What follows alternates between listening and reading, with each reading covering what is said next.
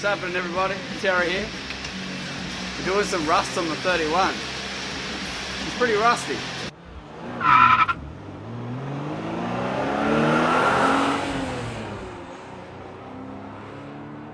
So what we can see here is I've already started on it yesterday. I got a bit carried away. Didn't get to record anything, but today's the day. So as you can tell, taking the top piece out, it usually sits just there. Drilled it out, taken it out so I can see what was going on. So as you can tell, she was pretty bad. I'll show you the other side. So the other side is not too bad.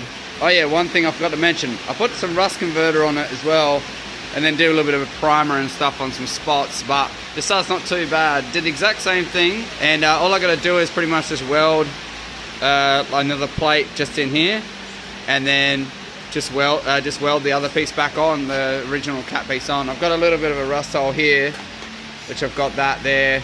That just come out of there. Yeah, as you can tell, she was hiding some stuff. A little bit of a hole in the bottom, so the wiring loom's just there, so that's easy. That's nothing really.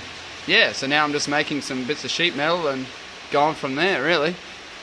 Game plan next, I'll sort of show you where I'm at starting with here. So, as you can tell, I've got bits of cardboard and stuff, and you can kind of make a bit of a template. I'll show you. I've made the bit here that goes around the actual wiring loom that goes through for the headlights and stuff. So that just goes in there, make a bit of a template, cut it out, a bit of steel and weld it in, and then box the rest. But yeah, continue on. Okay, first piece cut out, she's in there.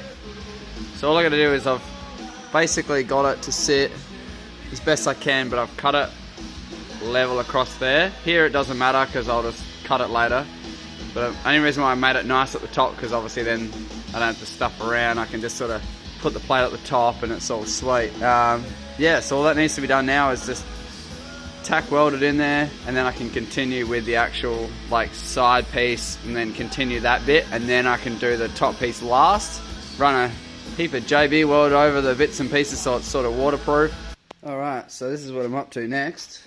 Put that in, did that little bit there. So I kept the original one, where is it? Here it is here. So I kept the original piece, so then I could just kind of, you look inside there, the other bit's welded in there to hold the little rubber bushing thing for the wiring. I gotta remember to tape the ends of it up too as well before I finish up.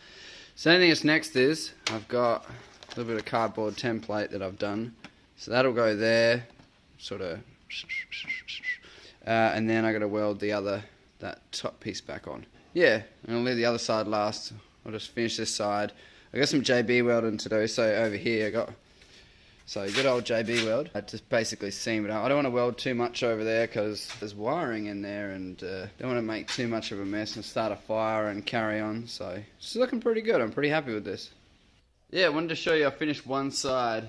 It actually turned out not too bad. Because there's a guard hiding over it, it's not really necessary to make it look pretty, but you got to make it sealed so the water and shit carrying on there. But I'll show you. So this is a finished result of how I'm going to leave it anyways. Down the bottom, little, and then the top, a couple of patches there. Don't really care what it looks like. It's sealed. But that's all built. Everything's all done. Everything underneath there. You can't really see it, but yeah, whatever. And then I've got this side.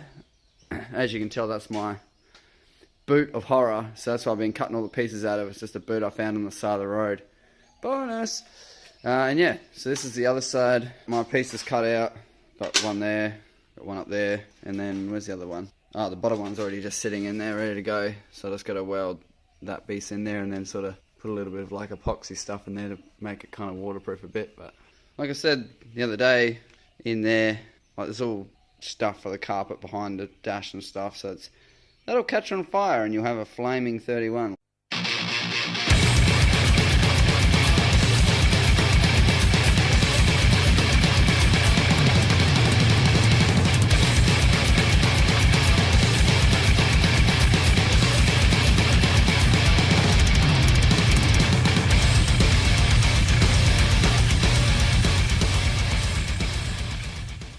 I'm not really going to weld that spot too much because it keeps catching on fire in there and it's doing my head in.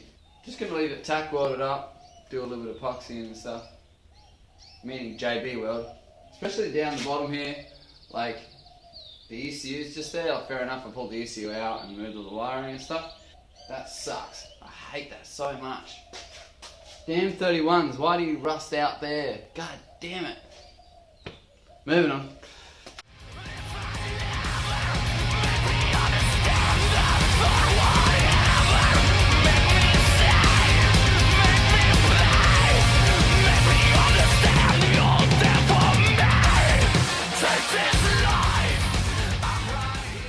Let's have a squeeze. So I've pretty much welded up that side as much as I can. And yeah, now it's pretty much just doing some epoxy sort of JB sort of stuff on there. Primer it. Bang 'em. Cleaned up the place a little bit. There was like stuff all over the floor. Yeah, finished that side. Sweet as. Let's have a bit of a squeeze.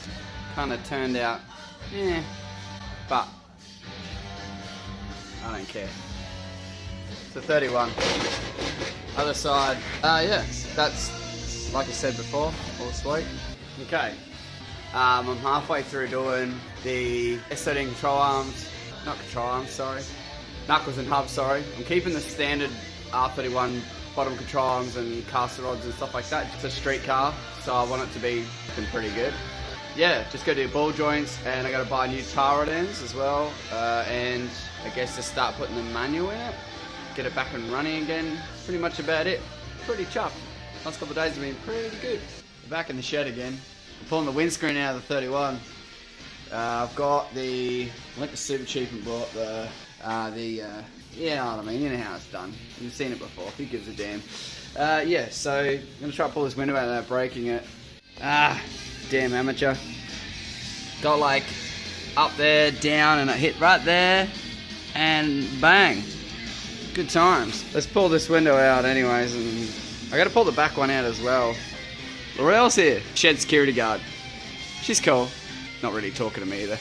Yeah, I gotta pull the back window out pretty soon as well, so hopefully I don't break that one because the front one's easy to replace, but I don't know about the back one. Before I continue, I gotta pull the trim off the top. I've already taken that one off. I'm gonna take this side off now with a really small flathead screwdriver. Hopefully I don't break any clips. You can take that top trim off and then run the cutter on the top and then figure out the bottom.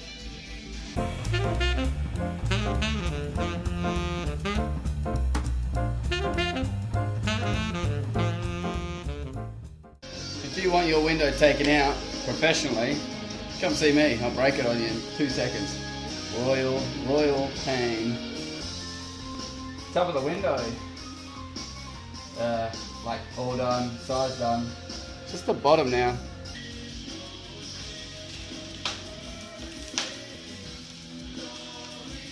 Aha!